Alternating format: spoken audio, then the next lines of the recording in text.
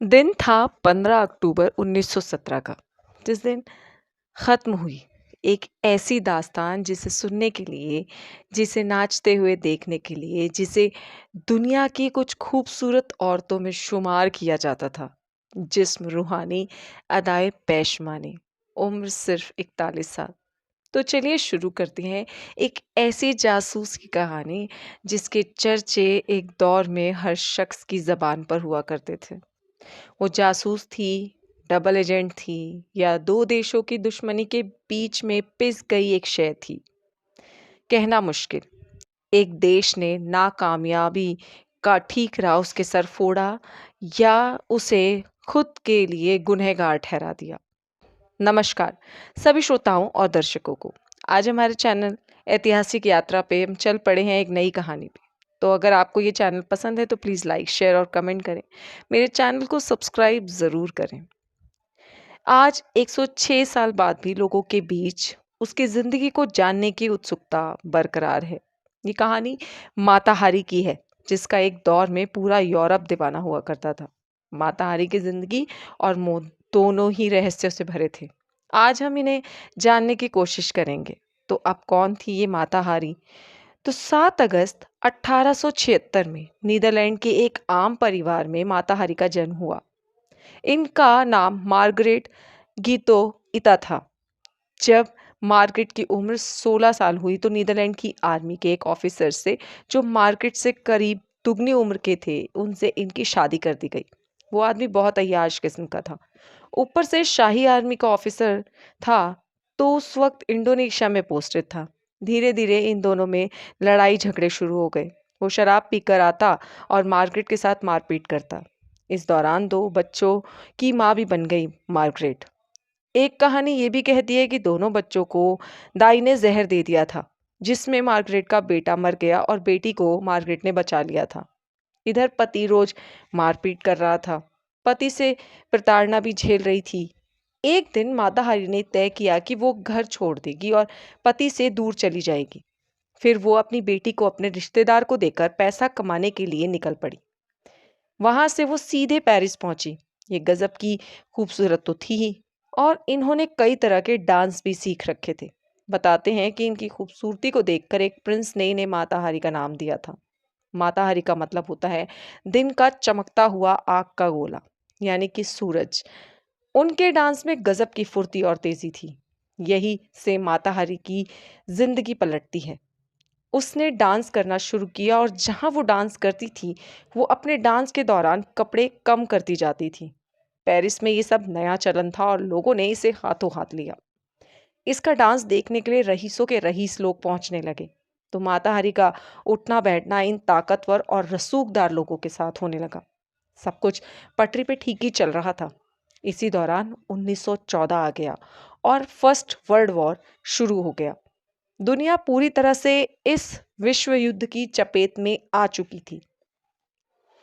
इसी श्रृंखला में 30 अगस्त 1914 को जर्मनी और फ्रांस के बीच लड़ाई छिड़ गई।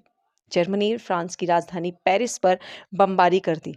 फ्रांस के लिए ये बहुत शॉकिंग था, क्योंकि नुकसान ज्यादा तो नहीं हुआ था, लेकिन फ्रांस के लिए ये चौंकाने वाला हमला जरूर था।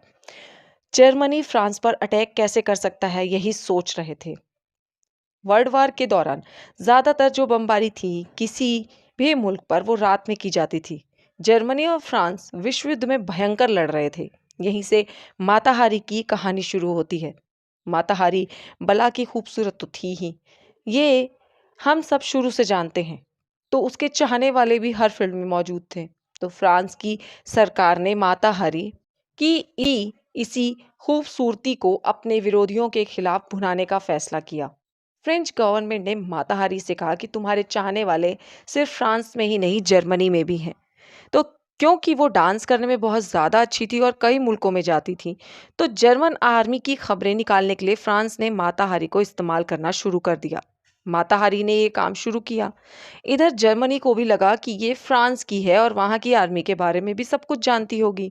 तो जर्मन आर्मी ने भी माताहारी को फ्रांस की खबरें लाने के लिए कहा। तो इसने फ्रांस की खबरें जर्मनी को भी दे दी। ब्रिटेन को इस बात का शक हो गया कि माता हरी एक डबल एजेंट है। इस दौरान जर्मनी के सामने फ्रांस लगातार कमजोर पड़ रहा था। तो अब जिन लोगों पर जीत का दारोमदार था, वहां की सरकार, वहां की आर्मी पर सवाल उठे। तो उन्हें एक बलि का बकरा तो चाहिए था। तब तक माताहारी का नाम आ चुका था कि ये एक डबल एजेंट है।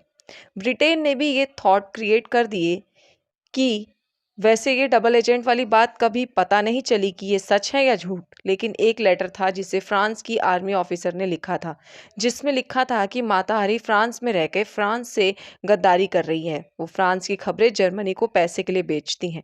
लेकिन क्या सूचनाएं बेची, क्या जानकारियां इधर से उधर साझा की, उस लेटर में ऐसा कुछ भी नहीं लिखा था। कुछ माताहारी के शुभचिंतक थे जिन्हें ये सब पता था, तो उन्होंने माताहारी को बताया कि तुम्हारे खिलाफ फ्रांस सरकार साजिश कर रही है, तो तुम अपने आप को बचाओ। अब माताहारी अपनी जान बचाकर इधर उधर छुपने लगी, लेकिन आखिरकार फरवरी 1917 में पेरिस के एक रॉयल होटल से माताहारी जहां ठहरी हुई थी, वहां से उसे गिरफ्तार कर लिया गया और किसी ने उसकी मुखबरी कर दी थी। फ्रेंच आर्मी ने वहां से उसे उठाया और मुकदमा चलाना शुरू कर दिया।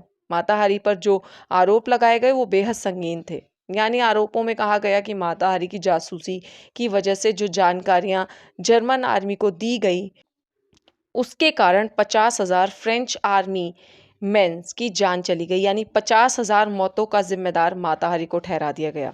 लेकिन ये नहीं बताया गया कि माताहारी ने ये खबरें जर्मन सैनिकों को कैसे और किस तरह पहुंचाई। बलि का बकरा न बनाना था तो उन्हें बना दिया गया। करीब 5 महीने तक ये मुकदमा चला और एक खूबसूरत बला, जिसे लोग डांसर के तौर पे जानते थे, वो अब एक जासूस के तौर पे मशहूर हो चुकी थी। कहते हैं कि ये मुकदमा एक तरफा था। माताहारी का अपना डिफेंड करने का कोई भी मौका उसको नहीं दिया गया। जो सीनियर ऑफिसर्स ने कहा वही माना गया। इस दौरान माताहारी पर यह भी आरोप लगे कि और ना जाने कितने ही देशों के लिए उसने जासूसी की होगी। और आखिरकार 15 अक्टूबर 1917 की वो तारीख भी आ गई जिसका जिक्र हमने शुरू में किया था।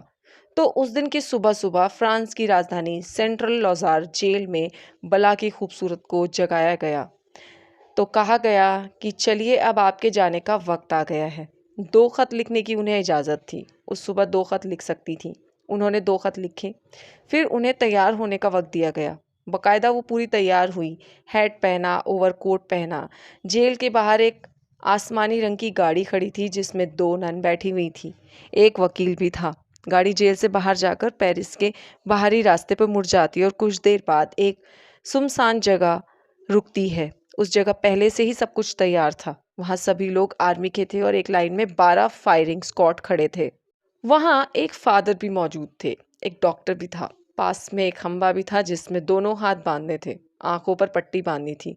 लेकिन पहले पूछा जाता था कि क्या वो ये सब करना चाहती हैं। तो उनसे भी पूछा गया। उन्होंने कहा कि मेरा एक हाथ बांध दिया जाए और आंखों पर पट्टी ना बांधी जाए, क्योंकि जो कुछ हो रहा है वो अपनी खुली आंखों से देखना चाहती हैं। उसकी आखिरी ख्वाहिश पूरी की गई। फिर घड़ी देखी गई और हवा में एक इशारा हुआ। 12 के 12 फायरिंग स्क्वाड ने उस लेडी को गोलियों से भून दिया। फायरिंग रुकी, वो घुटनों पर आई और गर्दन नीचे खत्म हो गई।